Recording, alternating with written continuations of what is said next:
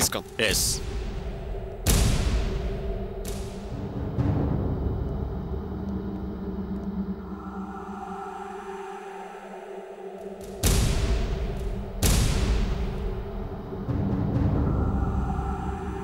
Don't worry Ram, ఎంత త్వరగా వీలైతే అంత త్వరగా బయటికి తీసుకొస్తాను. లారీ గారు ప్లీజ్. కూర్చోండి. Thank you. ఏంటి సార్ వెంటనే వచ్చేసారు? సార్, యాక్సిడెంట్ కేసులో దెబ్బలు తగిలిన అబ్బాయి వాళ్ళ అమ్మ నాన్నతో మాట్లాడాను. వాళ్ళని ఒప్పించాను. సో వాళ్ళు కాంప్రమైజ్ అయ్యారు. సాధారణంగా యాక్సిడెంట్ కేసులో మీ ఫార్మాలిటీస్ మీరు చెప్తే వాటిని మేము తప్పకుండా ఫాలో అవుతాం. ప్లీజ్ అతను వదిలేయండి. పార్టీ కాంప్రమైజ్ అయితే మాకు అభ్యంతరం లేదు, వదిలేస్తాం. Thank you. కానిస్టేబుల్ సార్, అతన్ని తీసుకురా.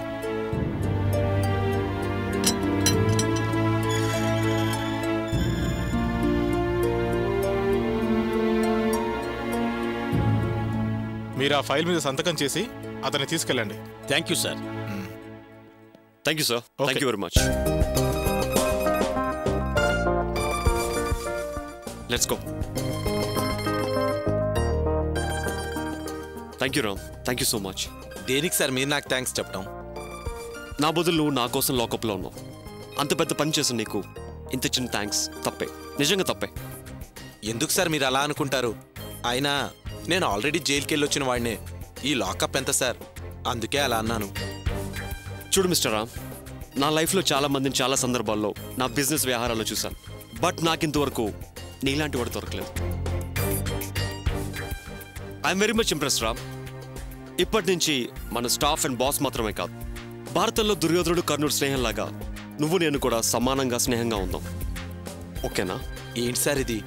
నేను మీకు చేసింది ఓ మామూలు సహాయం. అది నా యజమాని పట్ల నేను నిర్వర్తించాల్సిన బాధ్యత. అంత చిన్న విషయానికి మీరింత పెద్ద మనసు చేసుకుని నాకింత గొప్ప స్థానాన్ని ఇవ్వటం నిజంగా నా అదృష్టంగా భావిస్తున్నాను. ఇది నా అదృష్టం కన్నా మీ విశాల హృదయానికి సాక్ష్యం సార్. నో రామ్, అదేం కాదు. ఆ రోజు చాలా రిస్క్ తీసుకున్నావు. ఆ రోజు saved my money and my life. మళ్ళీ ఈరోజు నన్ను నా గౌరవాన్ని కాపాడు. ఈ సొసైటీలో నా అలాంటి వీఐపీలకి ఈ డబ్బు ఈ గౌరవమే కదా ముఖ్యం. అది నువ్వు కాపాడు. సడన్గా పోలీసులు ఆఫీస్ రాగానే వాళ్ళని కన్ఫ్యూజ్ చేసి నువ్వు మేనేజ్ చేయకపోతే నేను అరెస్ట్ చేయ ఉండేవాడిని. అదే జరుగుంటే ప్రెస్ మీడియా పబ్లిసిటీ అని టోటల్గా నా పొజిషన్ డ్యామేజ్ అయి ఉండేది. దాని నుంచి నువ్వు కాపాడు. అలా అనే కాదు, ఓ పక్క మీకు మ్యారేజ్ కూడా ఫిక్స్ అయింది కదా. ఇలాంటి సమయంలో మీకు చెడ్డ పేరు రావటం నాకు ఇష్టం లేక నేను ఇలాంటి నిర్ణయం తీసుకున్నాను sir. You have done a good job Ram. ఇక్కడి నుంచి నువ్వు నేను వేరు వేరు కాదు, నేను నువ్వు, నువ్వు నేను. Okay? Thanks for your kind affection sir. Ram, let's go. Sir, if you don't mind నేను ఒకసారి రూమ్కి వెళ్ళేసి వస్తాను sir. Okay, make it fast. Okay sir. Lawyer గారు, let's go to the office. Bye sir.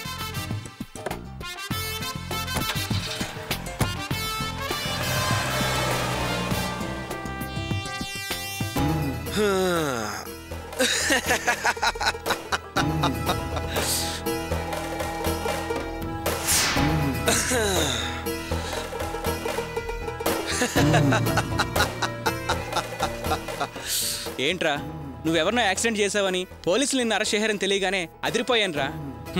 Me boss నిన్ను నిడిపించినట్టున్నాడు. అదృష్టవంతుడు రా. యాక్చువల్గా యాక్సిడెంట్ చేసింది నేను కాదురా, మా బాస్. కానీ ఆయన బదులు నేను లోపలికి వెళ్ళి వస్తున్నాను. అదేంట్రా, అంత రిస్క్ ఎందుకు తీసుకున్నావు? రిస్క్ అనేది తీసుకుంటేనేరా సర్కస్ పెయిట్. ఆపర్చునిటీ స్పాట్లో యూజ్ చేసుకుంటేనే పొజిషన్స్ మనవవుతాయి. ఆ రోజు ప్లాన్ వేసి దొంగ దగ్గర డబ్బులు సాధించి బాస్కి ఇచ్చానన్న బిల్డప్తో ఆఫీస్లో ప్లస్ సంపాదించా. ఈరోజు ఆయన చేసిన తప్పుని అవకాశంగా మలుచుకుని దాన్ని నా నెత్తినేసుకుని వాడి గుండెల్లో ప్లస్ సంపాదించా. ఇప్పుడు మేమెవరమో తెలుసా? Best friends. ఆయన దుర్యోధనుడంట, నేను కర్ణుడంట. ఇది ఆయనన్న మాటే. No boss, no assistant manager. నేనే ఆయనంట, ఆయనే నేనంట. 2 in 1, 1 in 2. అదమ్మా మ్యాటర్. అనుకున్నా కారణం లేకుండా నువ్వే పని చేయవని. మొత్తానికి మెల్లగా ఆయన మనసులో చోటు సంపాదించుకున్నావు. కావ్య పెళ్లి కూడా దగ్గర పడిందిరా. మరి ఇప్పుడు ఏం చేస్తావు? రాయ్, కావ్య నాటకం ఆడి మోసం చేసి నన్ను జైల్లో పెట్టించిందిరా. నేను ఒకే ఒక్క సంవత్సరం శిక్ష అనుభవించాను. కానీ అది జీవితాంతం శిక్ష అనుభవించాల్సిందే. అందుకేరా నేను అలా అలా ఏనుగంత బలంతో మెత్తగా అడుగులేస్తున్నా. స్థిరపడ్డట్టే. ఇక అది నా నుంచి తప్పించుకోలేదురా. నరకం చూపిస్తా చూడు. ఈ రావణుడవుతాడు.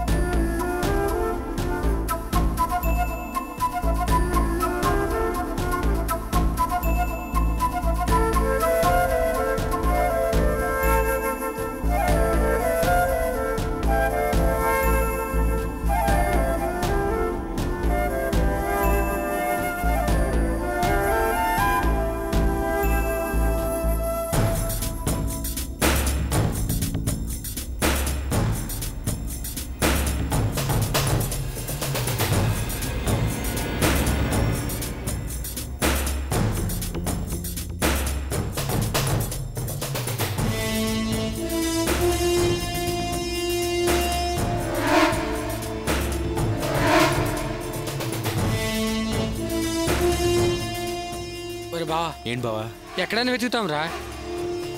మనం ఈ ఊరు వచ్చి హాఫ్ డే అయిపోయిందిరా. రేవతి ఖచ్చితంగా ఈ ఊళ్ళోనే ఉందిరా. కానీ ఎక్కడుందో ఏంటో ఏం అర్థం కావట్లేదురా. మరి ఇప్పుడు ఏం చేద్దామంటావురా? రేవతి ఈ ఊళ్ళో వాళ్ళ ఫ్రెండ్స్ ఇంటికి కానీ బంధువుల ఇంటికి కానీ వెళ్లే ఉంటుందిరా. కానీ వాళ్ళు ఎక్కడున్నారో తెలిస్తే మనం రేవతిని వెతకచ్చు. ఏమీ తెలియకుండా ఏం వెతుకుతానరా? రేవతి వాళ్ళ ఇంటి ఫోన్ నెంబర్ నీ దగ్గర ఉందా? ఉందిరా. ఒకసారి రేవతి వాళ్ళ నాన్నకి ఫోన్ చేస్తే ఆయనే మనకి చెప్పడరా. అరే చెప్పడానికి డౌట్ గా ఫీల్ అవడం ఎందుకు? ఒకసారి ఫోన్ చేస్తే పోద్ది. వద్దురా బావా. అరే ఒకసారి ఫోన్ చేసి చూద్దాం. అది కాదు, నువ్వు ముందు నెంబర్ చెప్పు. ఇదే. ఇదా? నోకు. రేయ్ రింగ్ అవుతుందిరా.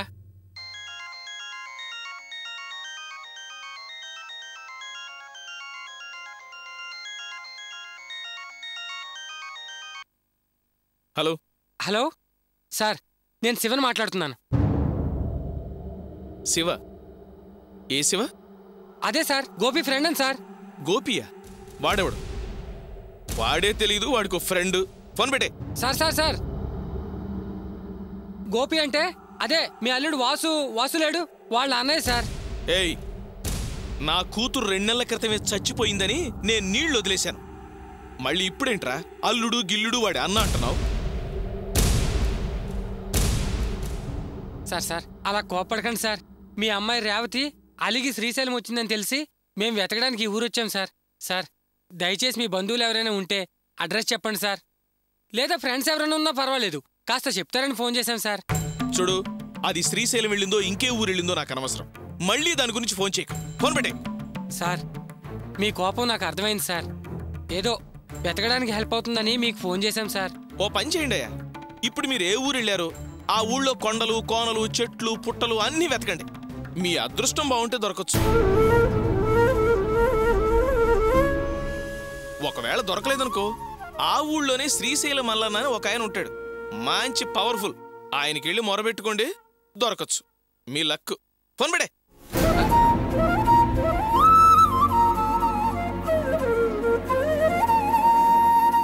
ఏంటే చూస్తున్నావు? టిఫిన్ రెడీ చేయి, బయటికి వెళ్ళాలి. రేవతి శ్రీశైలం వెళ్ళిందా? స్వామి మల్లన్న, నా బిడ్డను నువ్వే కాపాడవయ్యా. ఏంట్రా మనిషి కూతురు కనబడకుండా పోయిందంటే కాస్త కనిగురు లేకుండా మాట్లాడతాడు. చెప్పాను కదా బావా, ఆయనకి ఫోన్ చేసి వేస్ట్. ఆయన మనకేం చెప్పడు. పద, వేరే చోట వెతుకుదాం. ఛ, పద.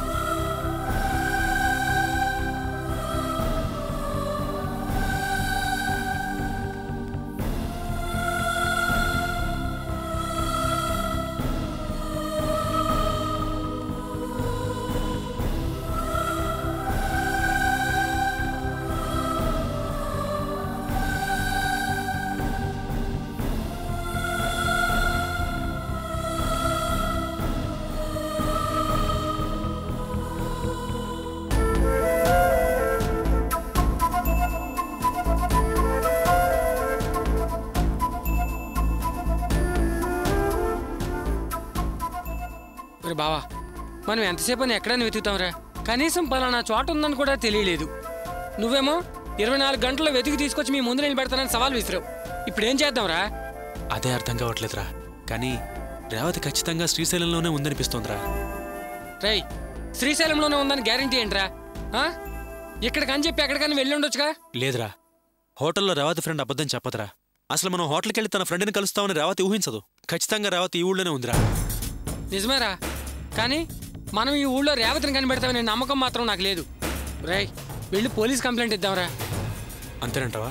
అంతేరా, పద పద.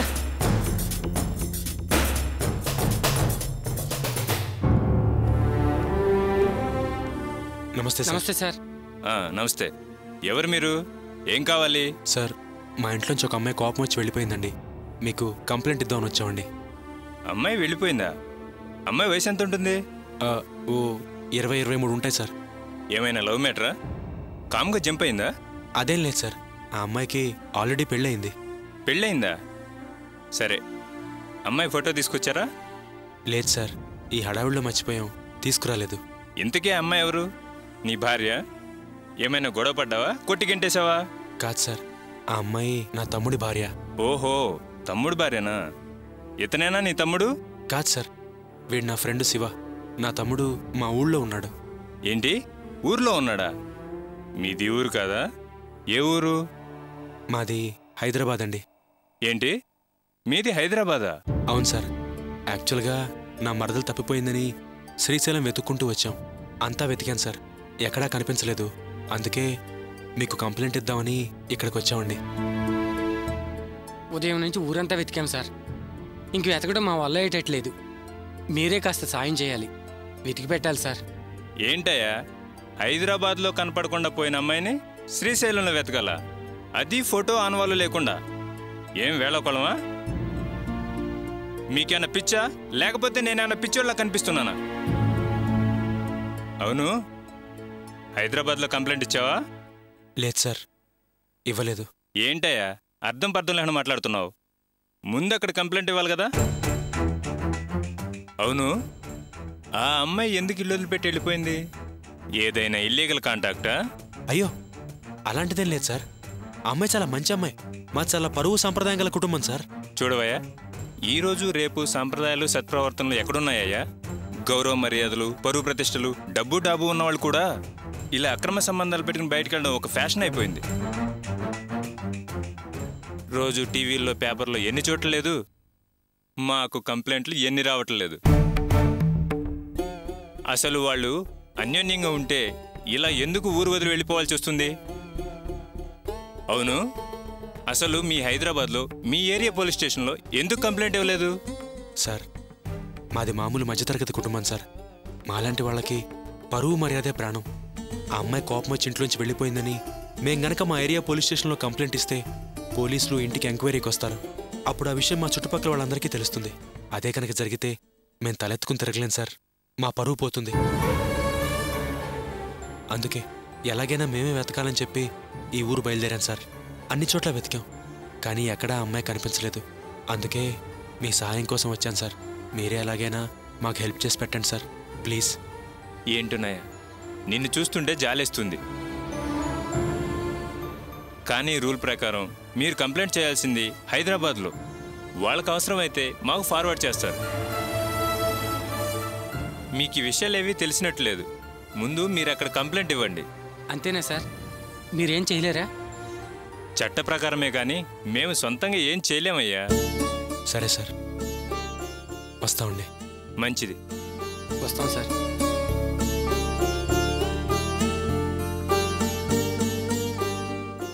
ఇప్పుడు ఏం చేద్దాంరా? ఎస్ఐ ఏమో రూల్స్ చట్టం అంటున్నాడు. రేవతి లేకుండా తిరిగి హైదరాబాద్ ఎలా వెళ్తాన్రా?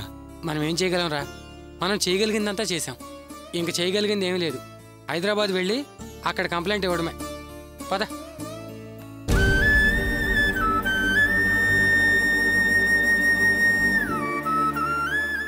ఇరవై 24 గంటల్లోగా అన్నయ్య రేవతిని వెతికి తీసుకొస్తానని చెప్పి వెళ్ళాడు. టైం 4 అవుతుంది. అన్నయ్య దగ్గర నుంచి మనకింకా ఏ ఇన్ఫర్మేషన్ రాలేదు. మాటలు కోటలు దాటుతాయి, చేతలు మాత్రం గడపలు దాటమని ఊరికే అనలేదే. వాడు చెప్పినట్టు నా కోడల్ని నా ముందు నిలబెట్టకపోవాలి. అప్పుడు చెబుతాను వాళ్ళ సంగతి. ఊరికే మాటలు చెప్పడం కాదు, వెళ్ళిన వాళ్ళు వెతికి తీసుకురావాలి.